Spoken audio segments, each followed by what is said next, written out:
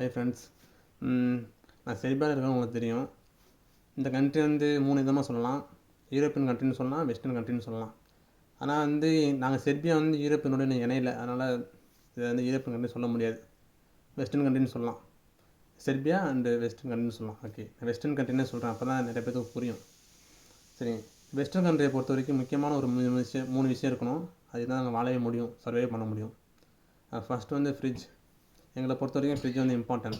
ஏன்னா வந்து நம்ம ஊரில் வந்து வெஜிடபிள்ஸ் இருக்கும். நம்ம ஊரை பொறுத்த வரைக்கும் வாரத்தில் 1 நாள் 2 நாள் மீட் எடுத்து சமைப்போம். ஆனால் இங்கே வந்து வாரத்தில் ஒரு 3-4 நாள் நாங்கள் மீட் எடுத்து சமைப்போம். ஸோ அதனால் சேஃபாக வச்சுக்கிறதாண்டி நாங்கள் ஃப்ரிட்ஜ் இம்பார்ட்டன்ட்னு சொல்கிறேன். நெக்ஸ்ட் வந்து வாஷிங் மிஷின். வாஷிங் மிஷின் வந்து எப்போ இம்பார்ட்டன்ட்னா வின்டர் சீசனில்.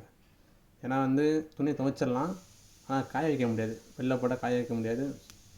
ஸோ அதனால் வாஷிங் மிஷினில் போட்டோம்னா அதே வாஷ் பண்ணி ட்ரை பண்ணி கொடுத்துரும், காய வச்சு கொடுத்துரும். தேர்ட் வந்து இதுதான் முக்கியமான ஒன்று, ஹீட்டர், ரூம் ஹீட்டர்.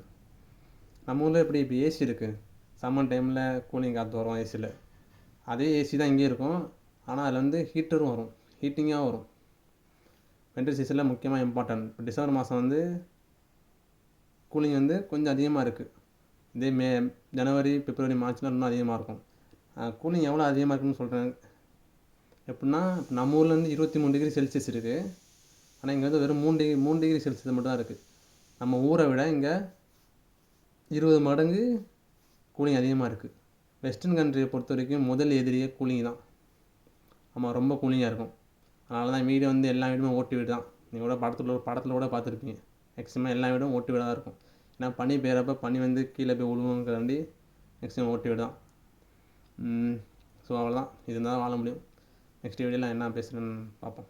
ஓகே, பாய்.